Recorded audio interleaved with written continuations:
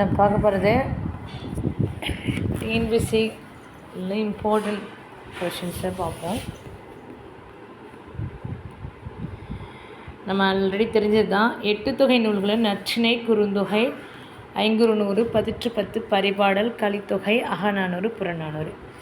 இப்போ தொகுப்பித்தவர் பார்க்க போகிறோம். தொகுப்பித்தவர்னால் நம்ம ப்ரெஸ் பண்ணி கொண்டு வர மாதிரி, தொகுத்தவர்னால் அதை கலெக்ட் பண்ணிவிட்டு இன்ஃபர்மேஷனை கலெக்ட் பண்ணுற மாதிரி. ஓகேவா?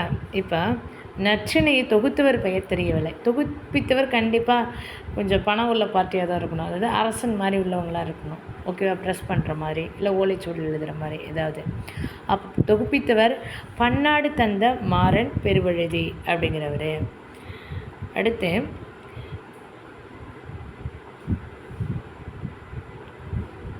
குறுந்தொகை பூரிக்கோ சின்னதாக இருக்கும், பூரி நம்ம வச்சுக்கோங்க. ஐங்குறுநூறு தொகுத்தவர் கூடலூர் கிழார், தொகுப்பித்தவர் அப்படிங்கிறது சேரல் இருமுறை. 10 பரிபாடல் ரெண்டுமே கிடையாது, புறநானூறுக்கு கிடையாது.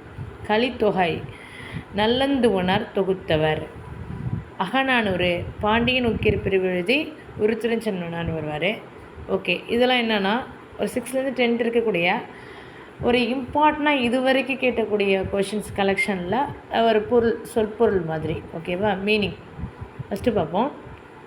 கொங்கு அப்படின்னா மரகதம், மதலை தூண், பணிலம் சங்கு, வங்கம் கப்பல், வங்கூழ் காற்று, நீகானா நாவாய் ஓட்டுபவன், எல் பகல், போழ விளக்க, உரு அழகு, ஒப்புமை இணை, குருளை குட்டி, பரி குதிரை, மேதி எருமை. மீனிங் தான் சொல்கிறேன்.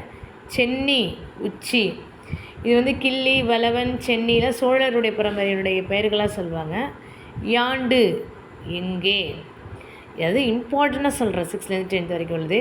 தாழி சமைக்கும் கலன், சிறை இறகு, மைவனம் மலைநெல், பொலம் அழகு, கடறு காடு. சதிராட்டம், அந்த சதிர் அப்படி சொன்னால் நடனம். மறுப்பு கொம்பு, மடிவு சோம்பல், நற்றவம் பெருந்தவம், மடுத்து பாய்ந்து, நந்து சங்கு, புரிசை மதில், கமுகு பாக்கு, பிடி பெண் யானை, வேழம் ஆண் யானை, புலிக்கும் உரிக்கும், நசை என விருப்பம், வைரியம் கூத்தர், கருப்பு அது கரும்பு கரும்பு, சுற்றம்,